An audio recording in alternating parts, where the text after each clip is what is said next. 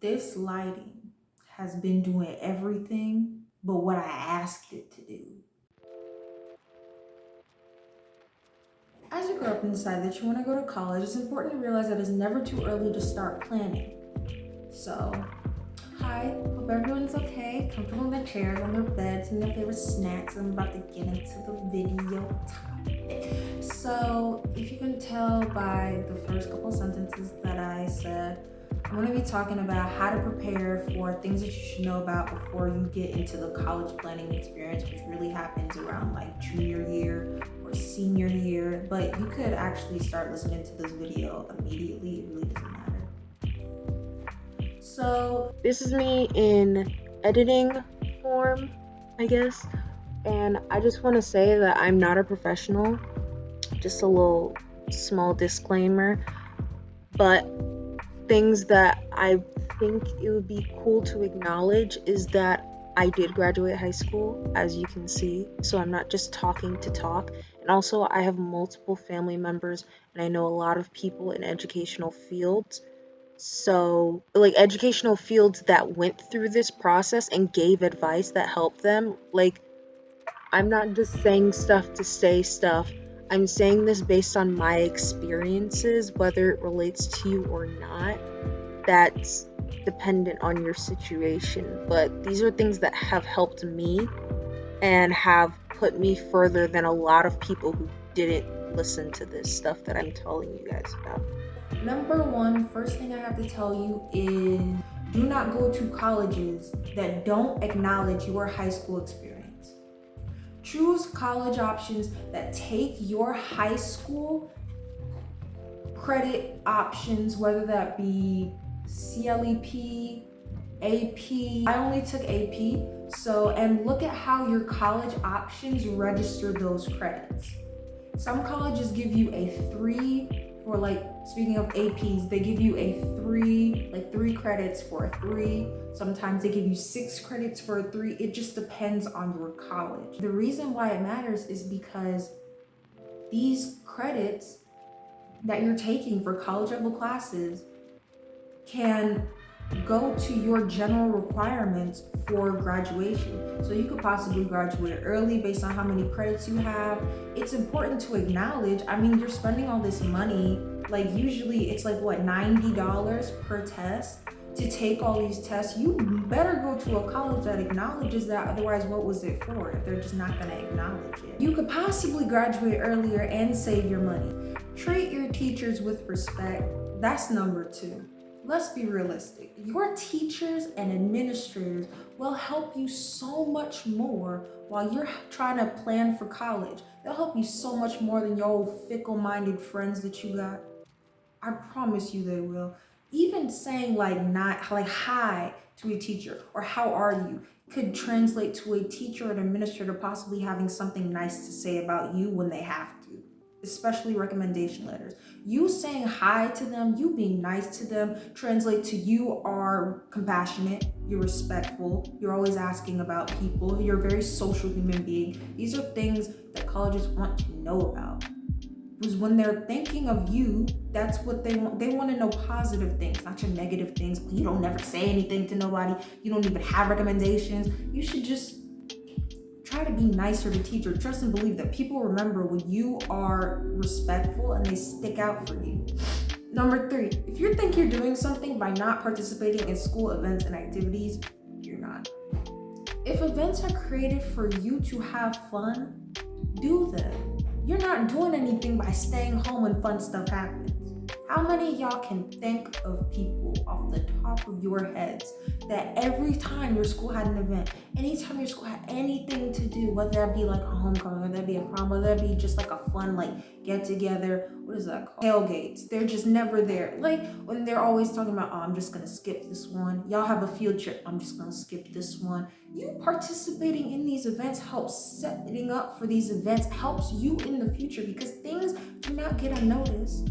You helping out and participating, especially when you're not asked to, translate for a recommendation letter. Here's another instance of you being helpful. you being hardworking, you being social, you being considerate. Because goodness, you could just let them do all that work yourself. But you being nice and taking forth initiative, they can also say you take forth initiative just because you're helping out. For all of those who love to crap on their school all the time, I think it's cool to just say I hate these events, especially y'all that create whole Instagram pages dedicated to that.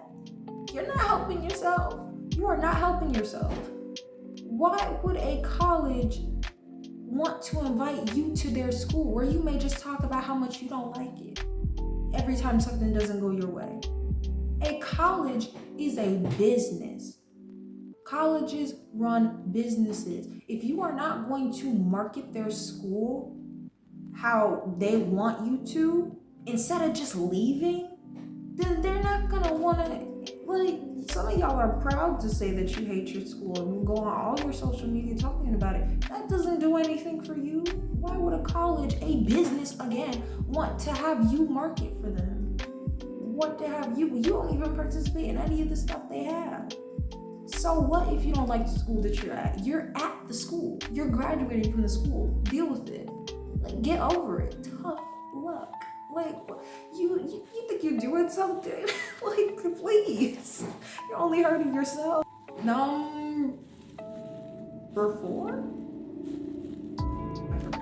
Pick your colleges based on money and features of the environment.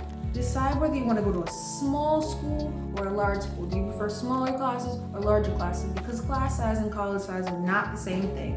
Do you like colleges with large faculty? Do you like colleges with small faculties?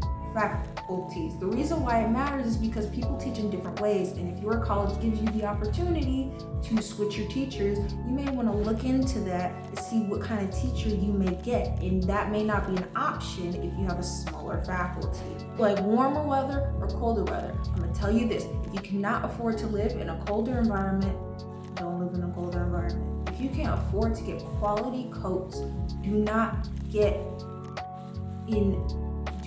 go to a colder environment. If you cannot travel and transport yourself in the easiest way possible and have it still be affordable for you, do not go to a cold weather school. Do you want to live in a city? Do you want to live on a campus? Do you want to live in a college town? Again, if you cannot afford city life or you just want to go there for some sort of aesthetic, don't do it. You gonna be broke. If you are not okay with campus dorm regulations or your dorms cost more than your tuition, because sometimes they do, don't go to the college or look out for that college. These are all things that you need to work out because they matter.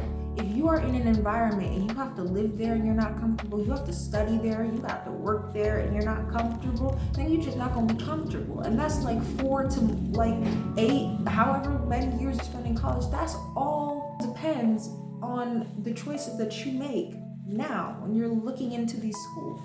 So pay attention to them. Number 5, I think it's 5. I really hope it's 5. If you're not sure about a college on your list, don't apply. We've all been told you should have like 10 schools on your list. You need to have at least 15 options. I have heard all of that stuff. Don't listen. If a school does not work out for you based on your standards of what you want in a school, do not apply. Because if you choose to apply anyways and you get in, and you know deep down that, oh, that's just a baseline option, I was never even gonna go, this isn't even like my 3rd or 4th option, congratulations. You have just taken somebody else's spot at the school that you chose to apply to that you don't even think that you're getting into. It's worse if you get into that school and you know you're not even gonna go to it. It's trash. Like, do not take away somebody else's possible dream school just because you want to be extra. Applying to a school and thinking, oh, I'll just transfer later on. Don't transfer. Unless you plan on being in college for more than 4 years, or unless you have the monetary capability that you may need to have to stay in college more than you should be staying in college, do not do it. Because schools and academic advisors take advantage of that. When you transfer to most schools, when you transfer from one school to another in college, you run the risk of one, the school's not taking all of your credit for what they are, and you run the risk of two, not being able to graduate on time because your college may have different regulations based on their requirements for graduation that the other school didn't follow, but this school now follows. And it's just a whole complicated thing that doesn't need to happen. Stay at school, just push through it. If you absolutely need to switch schools, do it. But if you're just doing it because, oh, I wanted to get in this one, and when I was in high school, it was less likely for me to get in then, but now it's more likely for me to get in now because I did all this, and that. Don't do it. Just stay at the school. I'm sorry. Whether you go to an Ivy League school, a state school, community college, trade school, whichever option you get, it very rarely matters. It matters for looks.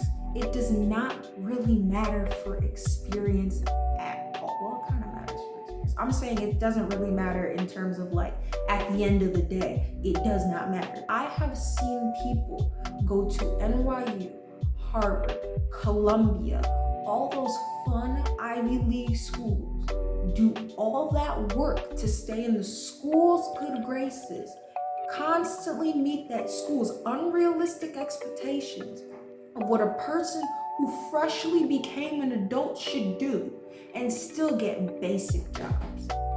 I've seen people who work their hardest at school to the point where they have no extracurriculars, no time for themselves, no time to work so that they can even help pay for their school experience. And for what? What matters is what you are doing in college, not your grades. Because if you are networking with people like you're supposed to be in college, which is another reason why you go to college, to meet people, to go to different environments, to have that sort of independent setting for yourself, is you should be networking with people who can do something for you. While it is fun to go to parties, it's so fun to go to parties. Oh my gosh, I haven't gone to one. It's fun to go to parties, but your bestie who knows where all the parties are is not gonna help you as much as that guy who knows that one person of that one place, of that one time in that one place. Like, go where connections are. If the parties are where connections are, then go to the parties. I mean, shoot, go to the parties. Get to know your professors when you're there, people who have connections, because I promise you, no matter what college you go to, there's always gonna be someone who knows somebody who knows something about somebody.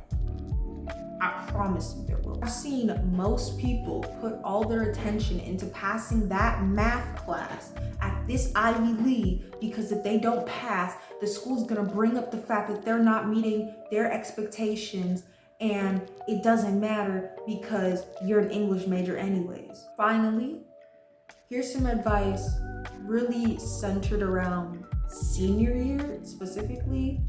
Send your applications early. Please send them early. Just the earlier you send your applications, the easier you can be done with it. And you can get all that stress out of your system. Sometimes you get your results easier or earlier. Just get that stress out of your system. Come on. If you need some good grades before your senior year, know that grades in your transcripts are basically surrounding your junior year. The last transcript they really send is like the first semester of your senior year, but really try to blow up that junior year transcript. So like to bring up your GPA, which is extremely important. Take some classes online in the summer, some easy classes. Some classes are literally like 6 weeks, 18 weeks. Just take the classes, they're really, really easy. They're online. Come on now, take the classes in your junior year, in the junior school year, and then like just try to get the transcript to glow up because it will do nothing but help you. You can even, like, depending on what site that you use for online classes, they could be the randomest course. I just randomly took like a weird health class. Why did I need to take a health class? No one cared that I took a health class, but it benefited my GPA. I took an extra year of Spanish. I did not need that, but it helped my GPA. To boost up your GPA, it's very important. My last piece of information that I'm giving about things that you should know before you start planning. I specified it, I went specific with things that you should enjoy, but overall, your senior year should not be stressful. Relax.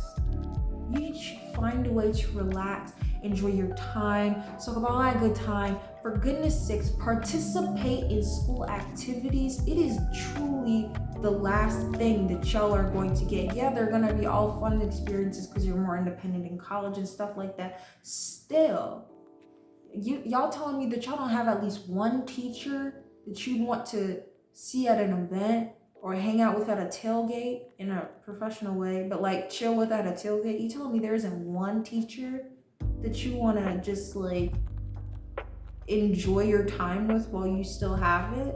Like, yeah, there's a whole pandemic going on right now, especially in this whole pandemic. Y'all better experience these things when you can. If they're giving you a safe way to experience your senior year, when other people didn't even have that ability, y'all better take it. Our class had to practically beg for a prom. Our class had to practically beg for a graduation in person. Now that may not matter to some of y'all, but we sure did like it that we had the option. We didn't get a homecoming. We didn't get like tailgates. We didn't get a lot of that stuff. But we had to ask for certain things and they were like, okay, fine, we'll give you this. We'll let you have that. Like, y'all better enjoy these things. People are spending their time preparing it. Enjoy it. Thank you for spending time here. I hope this was helpful for everyone who's going through that experience right now in terms of trying to find out where you sit in colleges. Please also acknowledge that I am new to all of this. I created this channel for filming practice as a film student, so there may be a lot of changes all at once. There may be a lot of changes after a while. Either way, there are going to be a lot of changes as I get more experience, because I feel like changing stuff as I get more experience. Also, my content may seem really random, but I'm just starting off with the most so that I can continue to do the most. It's the whole thing. Okay, I release content every Saturday, and I hope that your day and night is amazing wherever you are.